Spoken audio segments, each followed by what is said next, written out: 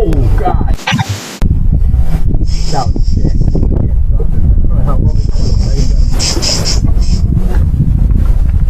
I didn't think I even got a hook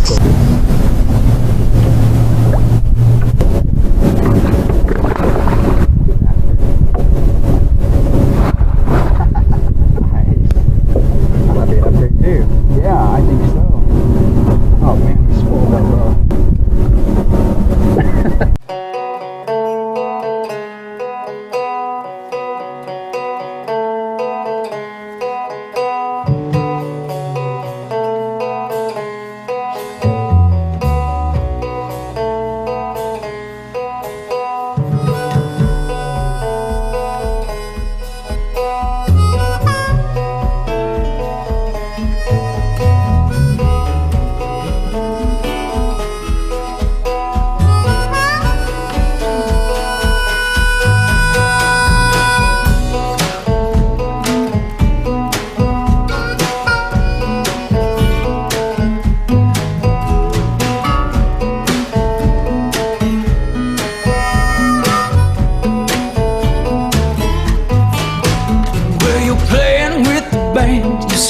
Chasing man, you show us how to perform.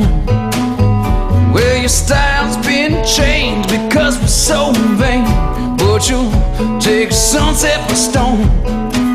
Look out, honey, you're bad. Well, get those life vest zifting clips, strap down those rods, and put away those tackle bags because we are going fishing. Hello, everybody. Welcome to the Bass Tour Anglers Podcast. I'm your host, Keith Nicewanger.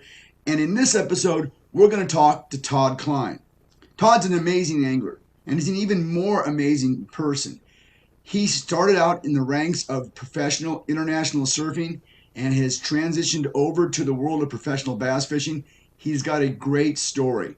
But first, if you like the content we produce on this channel, please hit the subscribe button and leave us a comment if you're so inclined. As you know, we are the Western representatives for Duckett Fishing. You know these guys, the strongest pro staff in all of professional tournament fishing. We are adding new dealerships all the time. If you're in the Ventura area, if you're in Los Angeles County, if you live in the Inland Empire, if you live in Sacramento, if you're in Lake Havasu, we have got dealerships that carry Duckett products you can go check out.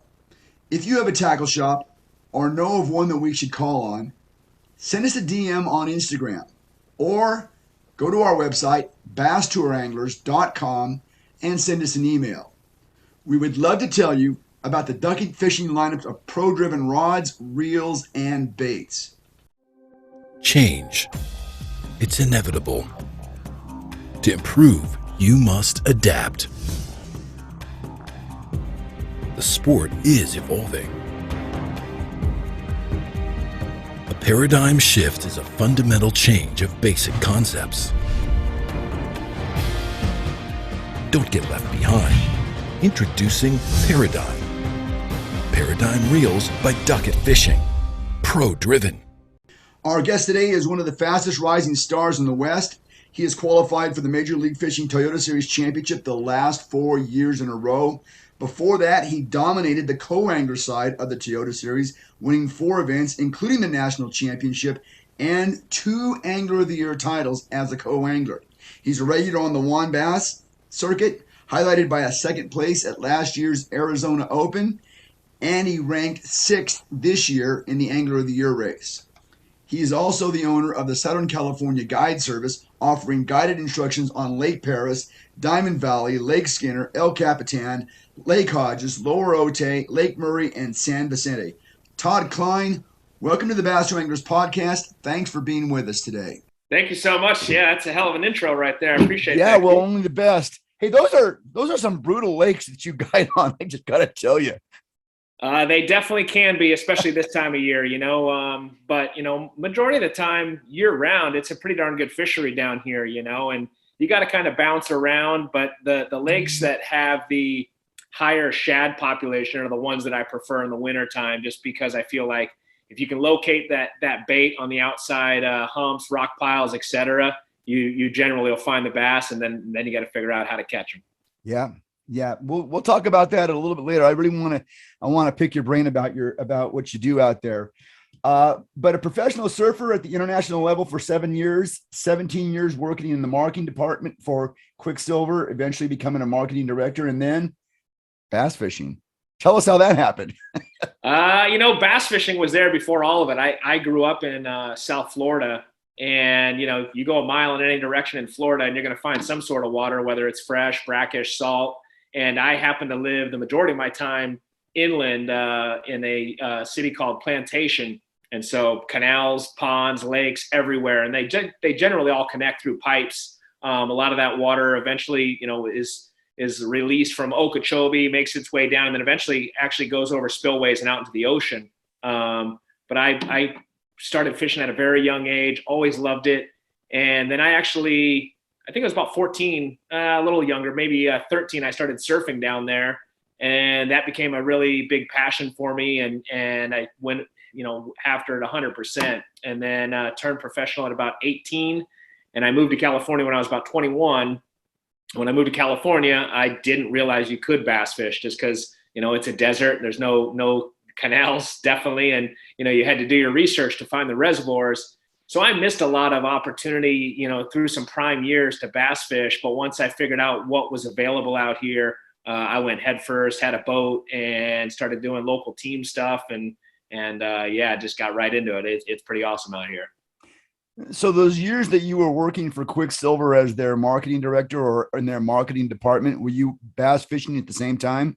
So it's interesting you asked that, Keith. So kind of on the tail end of my surf career, which at the time I didn't feel it was my tail end. I was 25. Quicksilver was one of my first sponsors when I lived in Florida. And when I moved out here, they started paying me. And as it started, I had another opportunity from another company that really came to the table with a multi-year deal. And so I took that opportunity to join them, left on great terms with Quicksilver. And on the end of that 3-year term, I came back knocking on the door at Quicksilver. They kept saying no. And finally they said, okay, here's the deal, Todd. We're going to give you an opportunity to come in. We're going to get you at the ground level in marketing. And we're going to, start to wind down your pay for surfing and make it more on the corporate side. And so I knew that door wasn't going to open again. 25 years of age, I said, okay, I've had fun with the surfing and it's time to, start to really build a foundation for my future. And so I jumped in and it was education as well as pay, because there is no better, education than learning hands-on right there with one of the best in the business, especially at that time being Quicksilver. And then just kept working my way up the ranks, and eventually, my last, I think 3 years there, I was one of the marketing directors, and it was an awesome ride. I happened to be there at the prime time as far as, their annual sales, as well as, the budgets that I got to manage. And so great experience and also some really good times. Oh, what a perfect thing, because the two sports really kind of parallel each other in terms of, as a surfer, you're kind of on your own and you got to get your own sponsors. And as a bass fisherman, you're kind of in that way too. You got to do that. So I got to believe that experience as a marketing director and in the marketing field has to be like really, really helpful in what you're trying to do with bass fishing. Yeah, no, it's 100% been helpful, Keith. When I was surfing for a living for the majority of my surfing career, I negotiated all my own contracts up until probably the last 3 years. I happened to meet a manager in Japan, and she ended up really taking, my income, and my own brand to another level. But outside of that, I used to handle everything. And then, at Quicksilver, I was on the other side of that table now, signing those deals and understanding what a company needs from, these individual ambassadors / athletes. So now when I go to a company, I really know what they're expecting and also what I'm expecting. And I try and make sure that, I dot those I's and cross those T's before I even get on the phone and or send an email. And, first and foremost, you make sure that you love that product 100%, because if you do, then it's organic marketing and it's going to come across as such because it's what you use anyway. And it's easy to share with others so that they also can, get onto that product and have a good experience as well. So yeah, absolutely. It's a little bit long-winded there, but it has helped me 100% with sponsors, since I've been on the fishing side of things. Looking at your fishing career, it seems extremely well calculated. You did 3 or 4 years as a co-angler, had unbelievable success. Did you win $100,000 as a co-angler? Yeah, it's interesting because I won 4 boats. I won some cash for sure as well. And I think when all's said and done, yeah, it was something along those lines. I think it gets stretched a little bit. They make it look sexy on your profile, but long story short, I was fortunate, to win 4 boats, and it wasn't necessarily calculated as far as the amount of time that I fished from the back of the boat, Keith.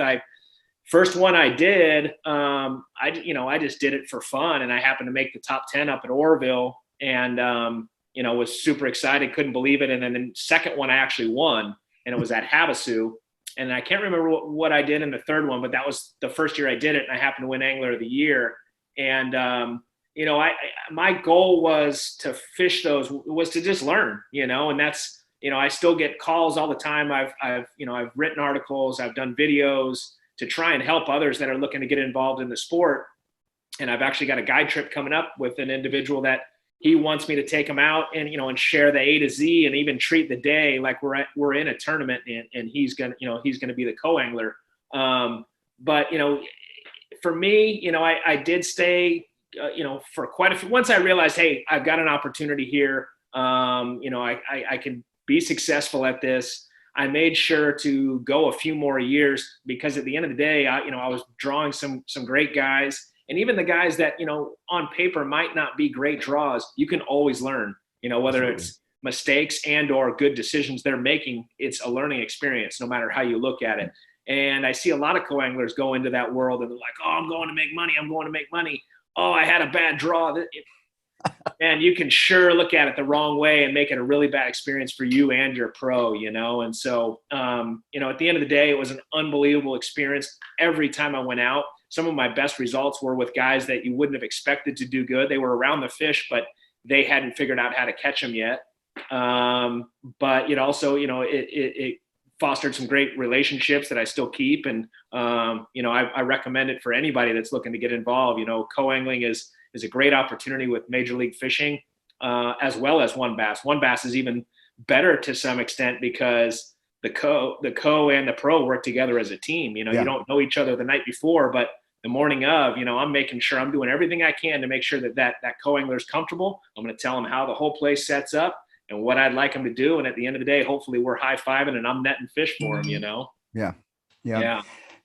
What year or what time did you decide to go as a boater, and what were some of the things that led up to that decision?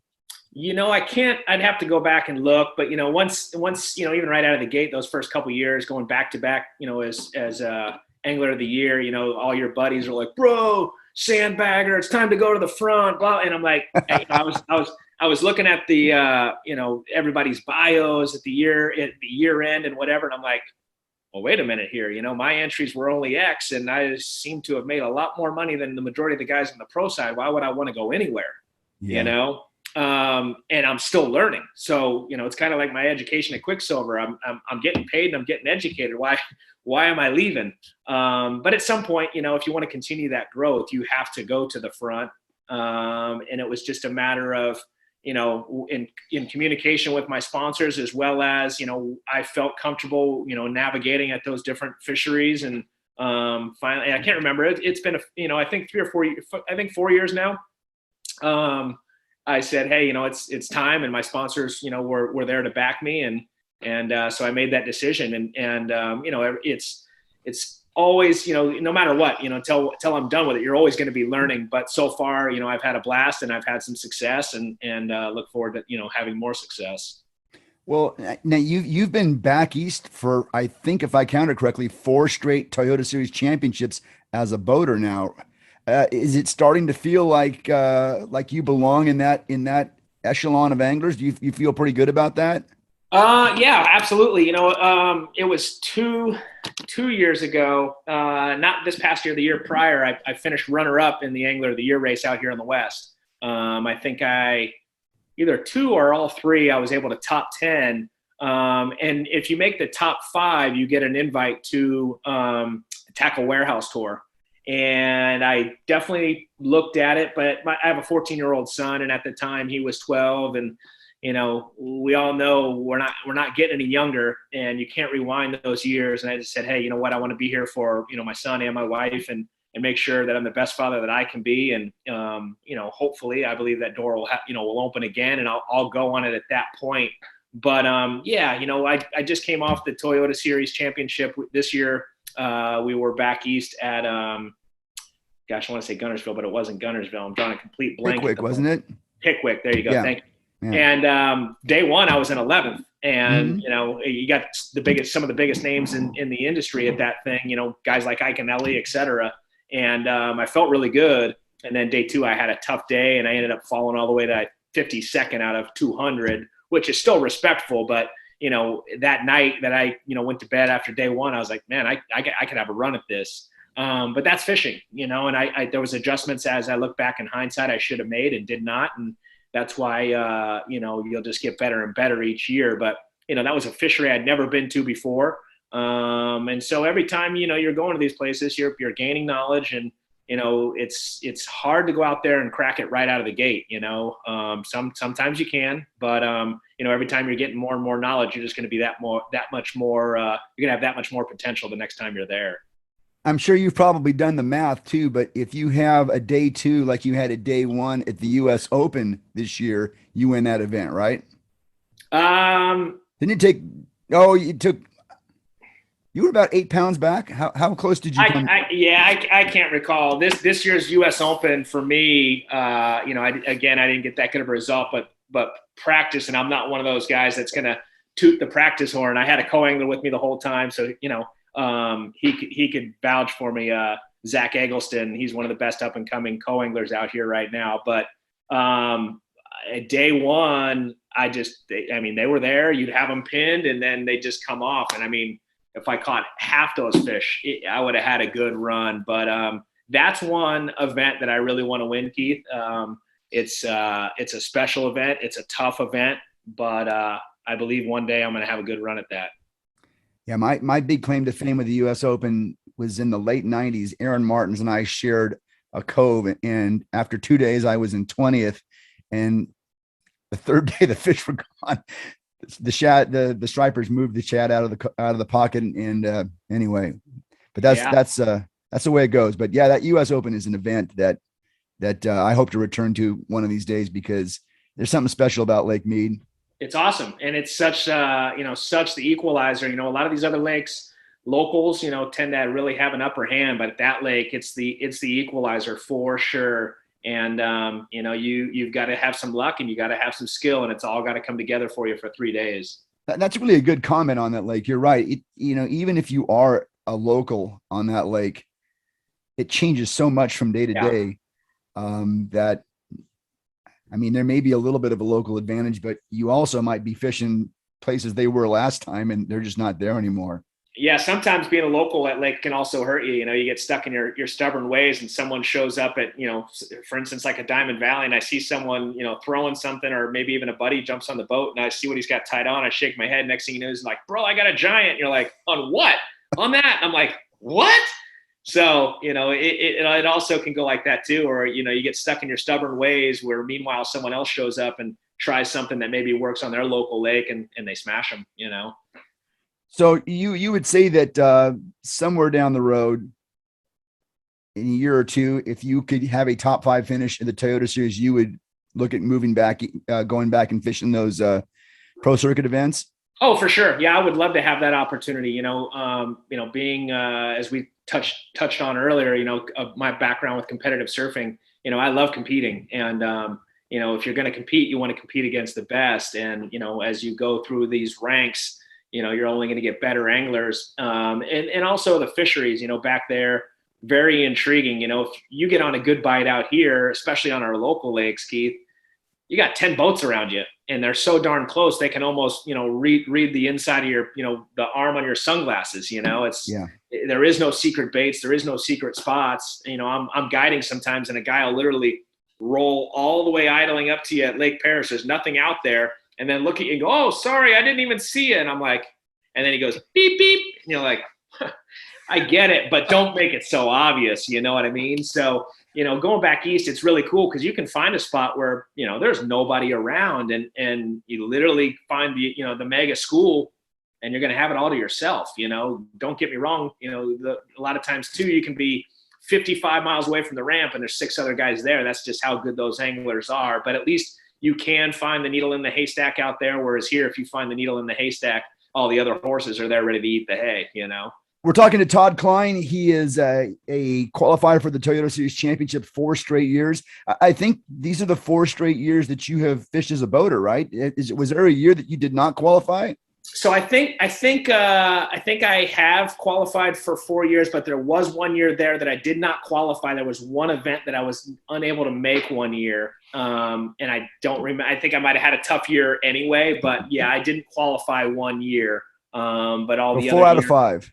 Yeah. I think that's it. But I always try and go back there if I can. I had a pretty tough go this last year. I had I think one decent, what I'd consider a decent result where I got a check on with MLF, but the other ones were, pretty subpar. And I kind of have a love-hate relationship with the Delta, and we happen to be there twice this year. And I told myself, if I qualify, I'm going. If I don't, and they have to start going down the list, which sometimes they will, if the other guys that do, decline, I said, I'm not going, but I ended up qualifying. And so I went and I was happy I did. We're hearing some big news out in the West. Rick Pierce from Bass Cat Boats was out at the U.S. Open this year, and there was a press conference afterwards. And they announced that in conjunction with WAN Bass, Wild West Bass, Major League Fishing, the Western Bass Shootout, a Bassmaster Classic-like event, will come starting to the West starting in 2023. How do you feel about that? What is that something you're excited about? Yeah, I think it's awesome. I've got a good relationship with MLF, and I continue to kind of, have open discussion with them and ways that they can better themselves out here in the West to increase, entries and participation. And one of those is moving, just throw us a little bit of a bone. Let's meet in Texas as opposed to going all the way to Tennessee or something like that. And so I think, Rick and his team have identified, maybe, if you will, the struggles in the West. And I'm all for growth. I think it's awesome to have more eyeballs and more opportunities in the West.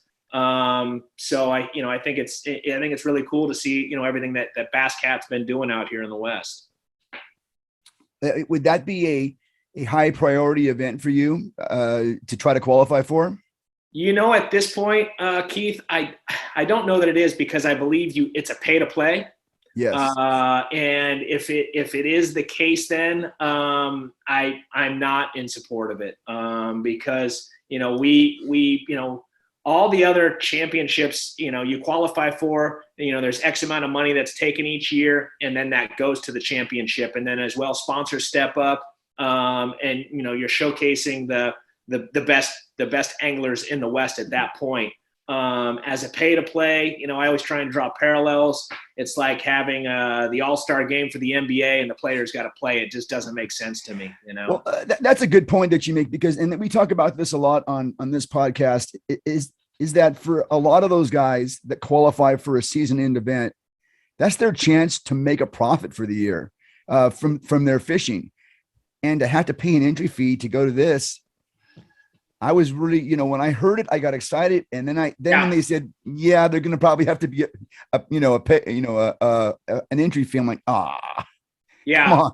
Yeah. I'm still digesting that, Keith, but to me, on the surface, it doesn't sound good. I think, what WAN Bass has built on their own, and what, MLF has built on their own, they stand on their own, so I see other parties maybe trying to capitalize on those opportunities. And that's fine. But if you're going to do that, then you need to put some water on the grass too. You know what I mean? And so absolutely.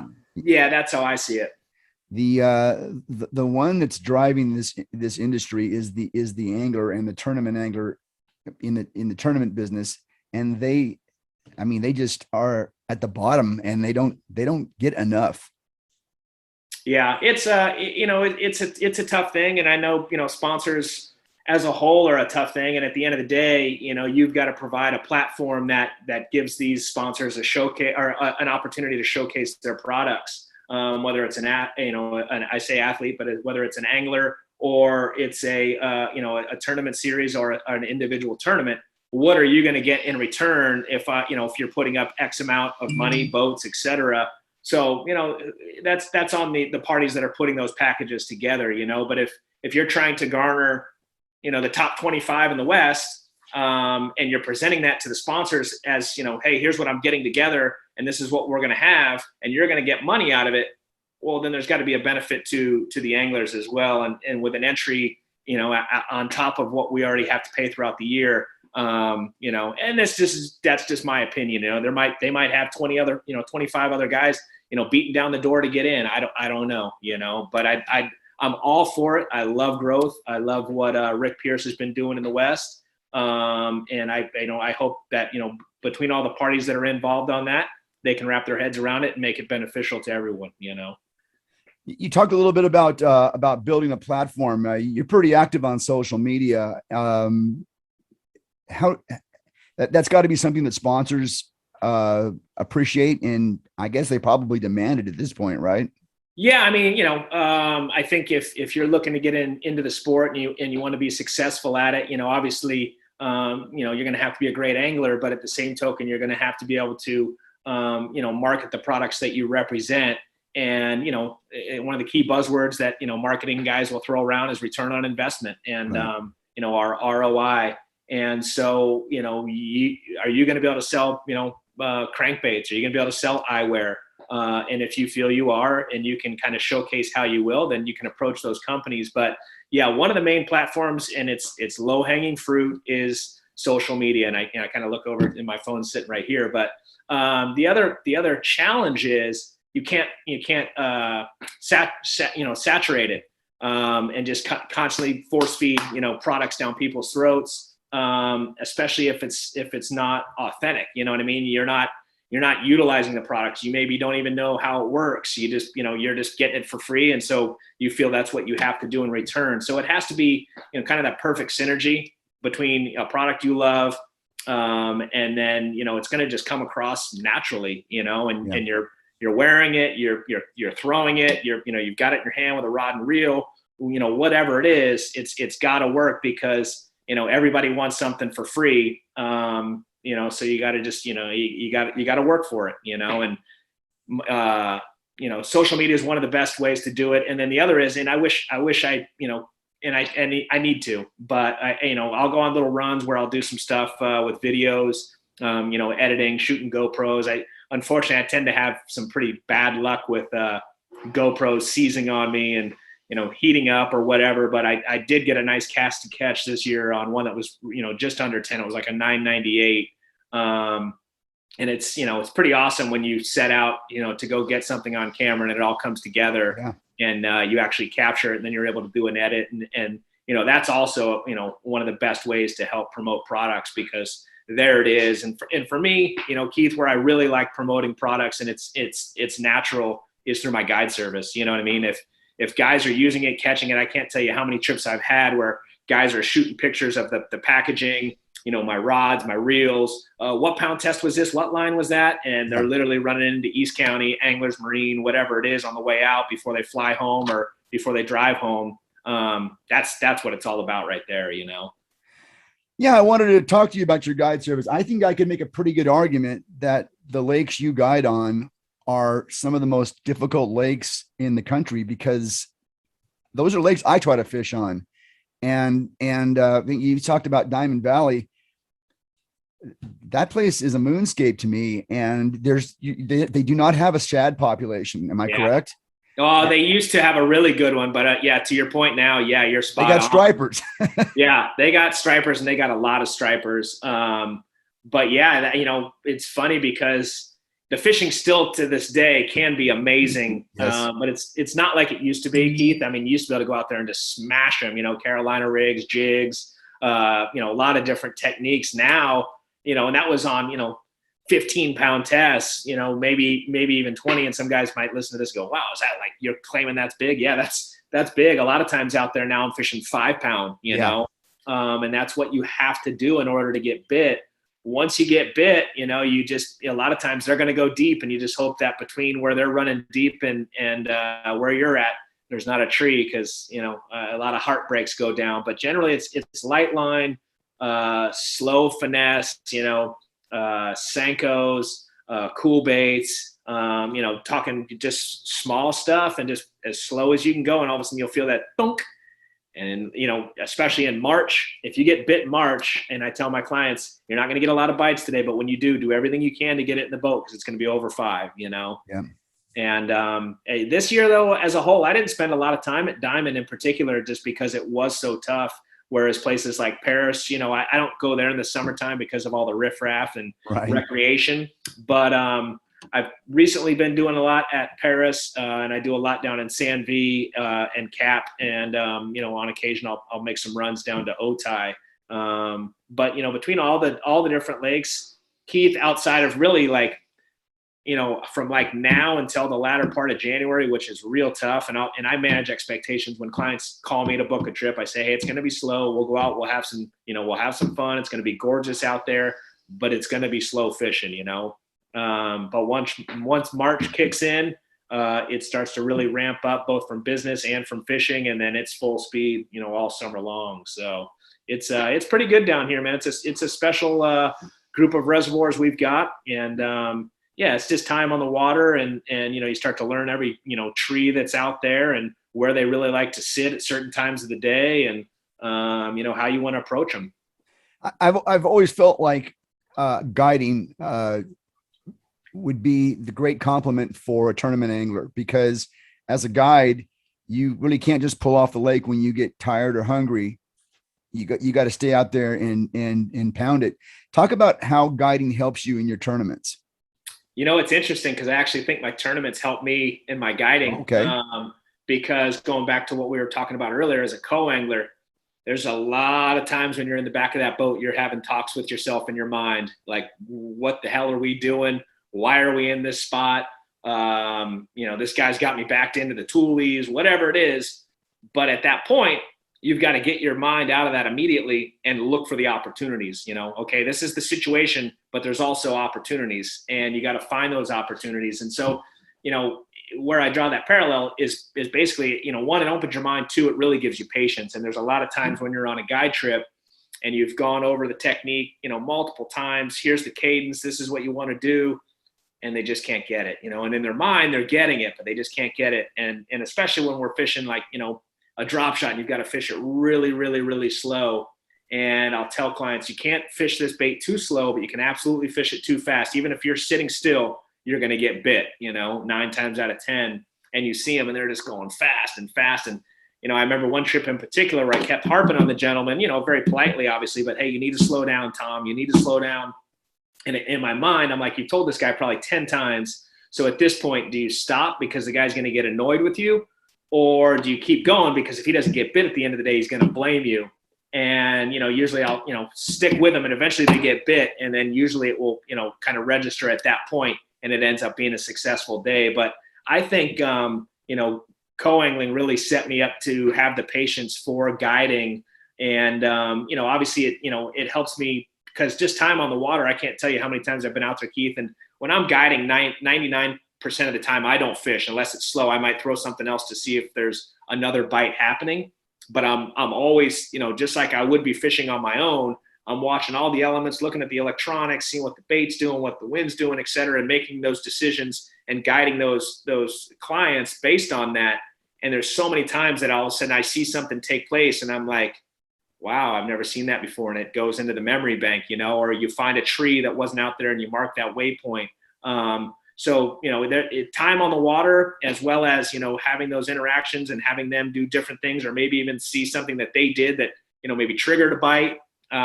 It definitely helps. It's just all, more information and more time on the water. So, talking about my arch nemesis, Diamond Valley, what is the key to being consistent on Diamond Valley? Or is there such a thing as being consistent on Diamond Valley? I think, I think a lot of it is just knowing all the different outside spots there, depending on time of year. Knowing obviously where like their main, spawning areas are, and then where they're going to move accordingly, whether it's pre-spawn, post-spawn. And then, the last couple of years, it's been a little bit unique in the fact that there's been a lot more grass in play. And so a lot of that stuff is, not getting stuck, as we talked about a few moments ago, getting stuck in your ways of what you normally would do at Diamond. If there's a grass mat, pick up a frog. We might not have thrown frogs out there 10 years ago, but yeah, they'll eat a frog now. There's grass, and they're in those holes. So, there's definitely things that, that I've been able to carry over for years because of how, they set up out there. But the other thing that changes too, Keith, is the water level, so, it's way down right now. And right. I actually may go out there tomorrow, and I'm excited to, I know the fishing's tough right now, but I'm excited to go out there because I think a lot of things that haven't been in play for a long time could be in play now, so just, that's one thing. Even though our lakes are smaller, they're ever changing with the water levels, especially. Right. And so, it almost makes it, a new lake in itself, throughout the seasons as the water changes. So kind of a long-winded answer there. I don't really, know how to summarize it, but it's just time on the water and knowing, where those big fish really like to sit. And then the other thing is there's certain places on that lake at certain times of the day that they go to, and so, last couple hours of a tournament, let's go run this wall. Let's go, hit those trees, whatever it is where, they like to get up and sun themselves, Good stuff. Yeah. Good stuff. So when does 2022 get started for you? You have anything in January, or when do your events get started? I think our first tournament this year, there's been quite a few adjustments this year with both WON Bass and with MLF. And our first one is, I think it's going to kick off at the AZ Open the beginning of February. Okay. And then just a little bit after that, that's at Havasu. And just a little bit after that, we're back there. I think it's the beginning of March or the end of February for MLF. And that's going to be prime time. There'll be some big weights. And then we just kind of keep flowing. MLF is going to wrap up early this year. I want to say they're done by June, where in the past, they usually finish in September, October. Yeah. So I'm kind of excited about that. And then there's a new tournament that WON Bass is doing out on Mojave. And I was really excited about that. But timing wise, I'm not going to make that one just because it's in March, and March is my prime time for guiding. So yeah, I'm going to stick around and do that. And then I also like to do an annual trip with my son out to Mojave, which we just started doing a couple years ago. To Catherine's Landing and just go out there for a few days, just he and I, and just have fun, no pressure with a tournament or anything like that. And Mojave's a special place, and we really like Catherine's Landing and going out there and basing ourselves there, and just it's gorgeous out there, and there's some beautiful smallmouth. Yeah, Mojave had really become a good lake in, I'd say, the last 15 or so years. Yeah, it used to be pretty desolate. Yeah, I think that's kind of the case, and again, I haven't been fishing that Colorado River for a long time. Mead's always been pretty tough as far as weights go, and it's actually getting a little bit better, but Mojave and Havasu, yeah, it's pretty darn good. There's some big fish in both of those fisheries. There's bigger smallmouth in Mojave, I believe, but there's some giant, when I say giant, there's double digit largemouth in Havasu, Yeah. Well, Todd, thanks for being with us. Appreciate your time. Best of luck to you, and we'll follow you throughout the year and be in touch with you. All right.